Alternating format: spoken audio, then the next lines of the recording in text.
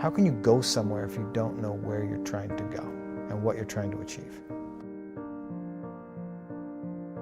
I always like to say that the secret to success is doing a lot of little things consistently over a long period of time. Like, people see the headline, the 50, Yeah. but they don't realize there was a decade that went into that.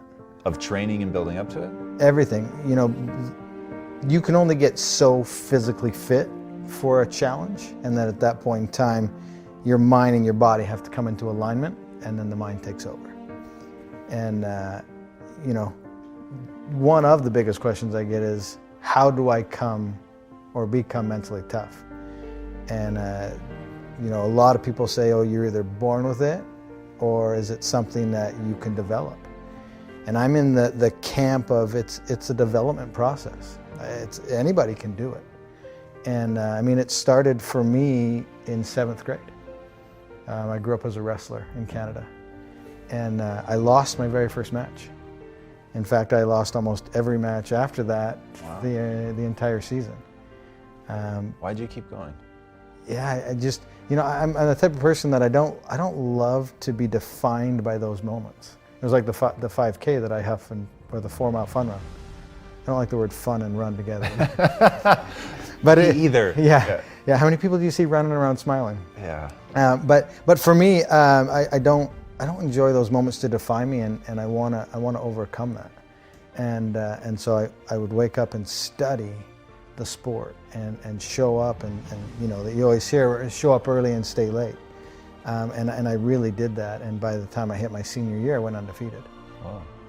And it's not because I had any talent, it's because I was willing to show up. And so for me, that's where it starts. Everybody always says I have bad knees.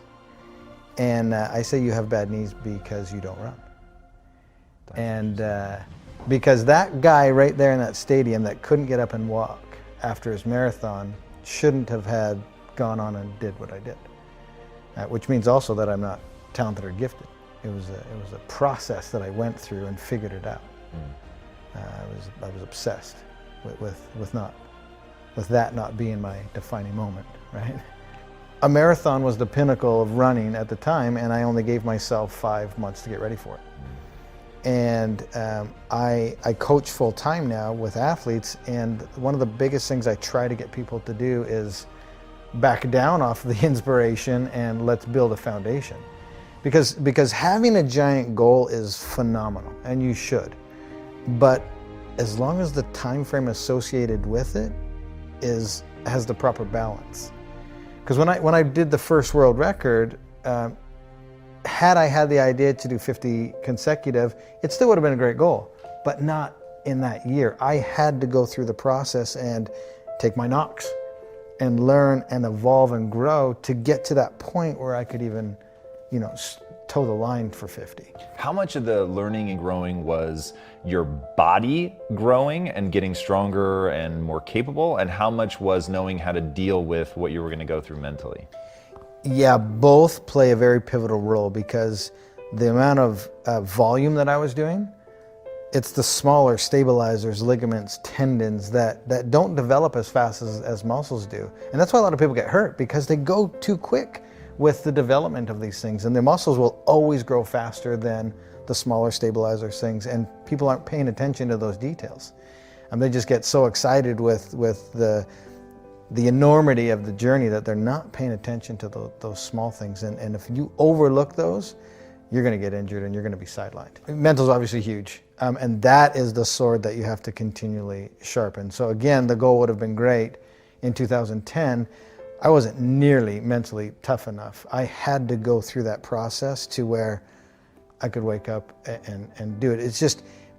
It's like a muscle. It's like a cardiovascular system. It's something that you can develop, but it takes time. Confidence builds confidence, and success builds success. And having not taken the right steps, I would have ultimately failed come time for the 50. One reason was not enough for me to get back on my bike and do 20 more Ironmans.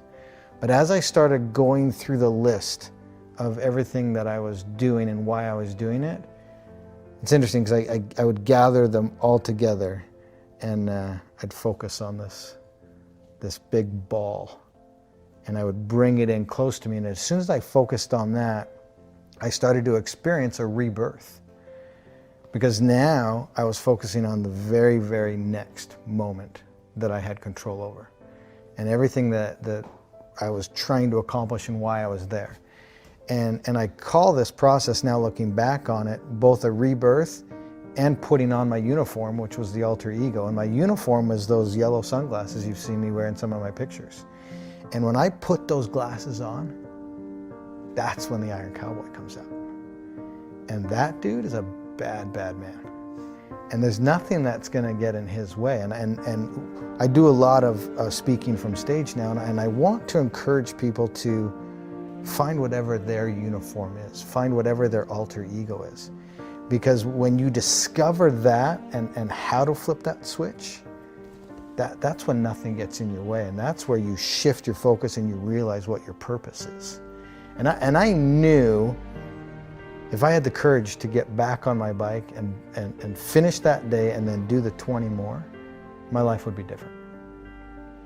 That you're thinking that while you're there on the ground. And this whole process was about 8 minutes.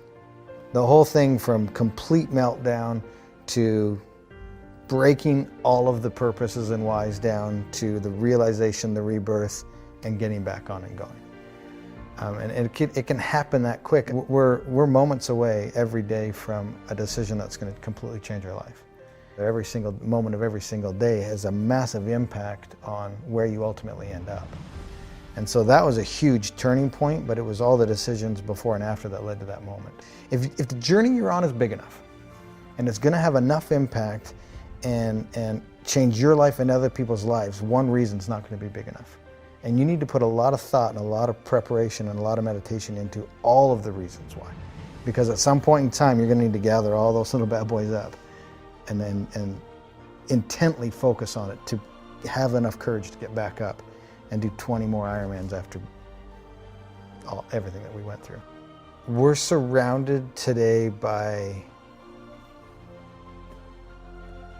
people being satisfied with mediocre. And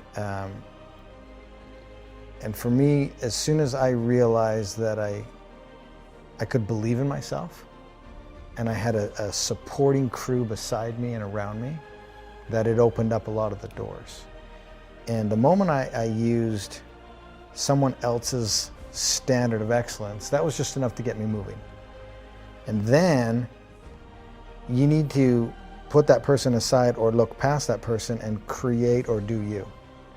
Create your own lane.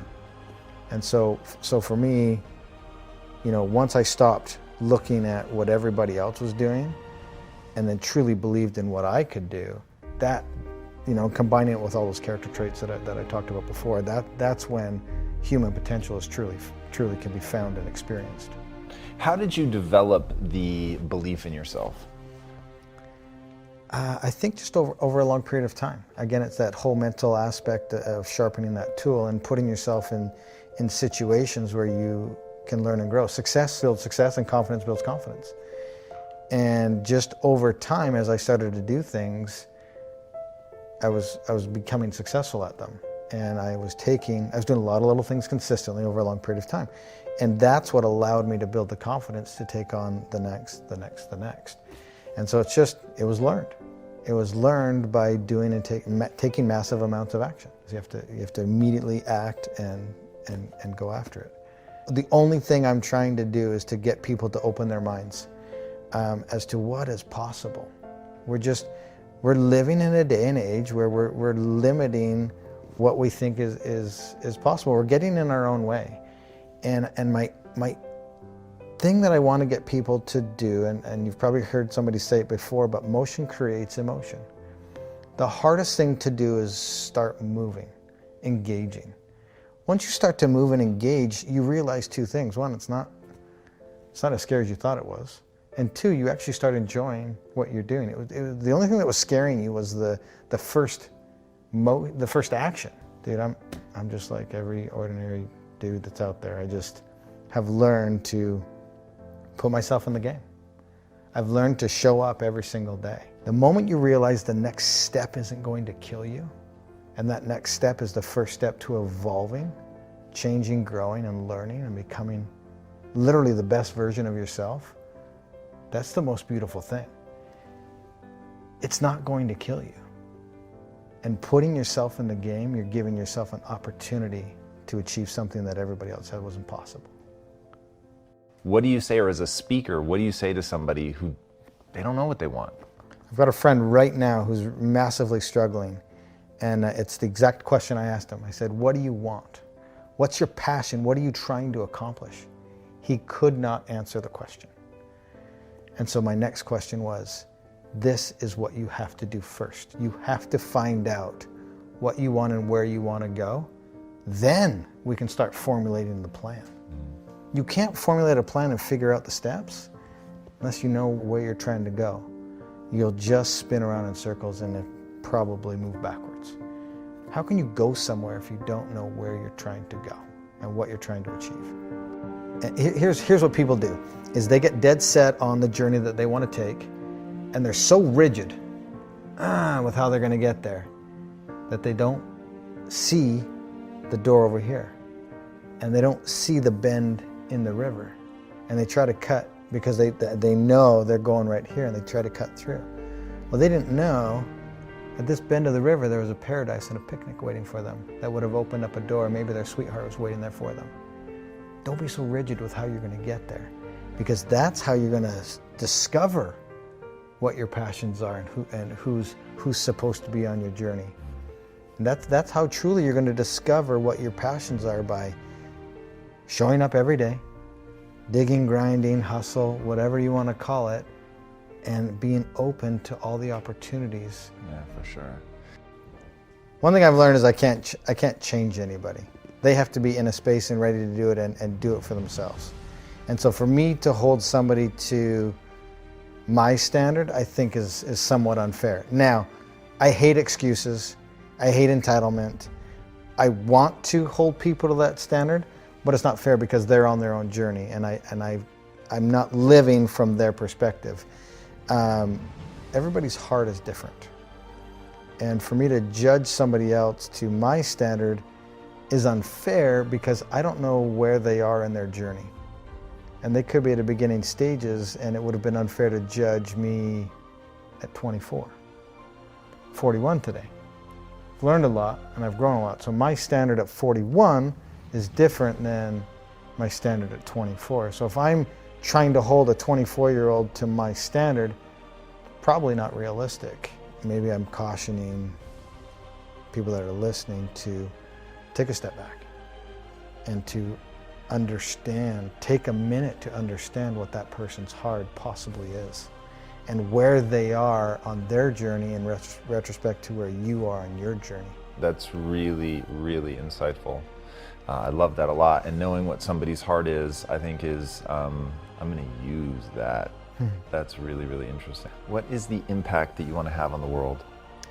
Man, the impact. I am not here today to change anybody. And we just had a good conversation about people at different times of their journey. And for me, I literally just want to have people understand that you have to move to start feeling something. And if you move and start feeling something, you're on your way to the best version of yourself. And the impact that I want to have is just to have the ability to get you to live outside of the existence that you're in and to open it up to what's truly possible. And if I can just get people to understand that you're in your own way and to open up Pandora's box, per se, then you'll truly find what your limits are. And I hope that you don't find your limits, that you exceed your limits.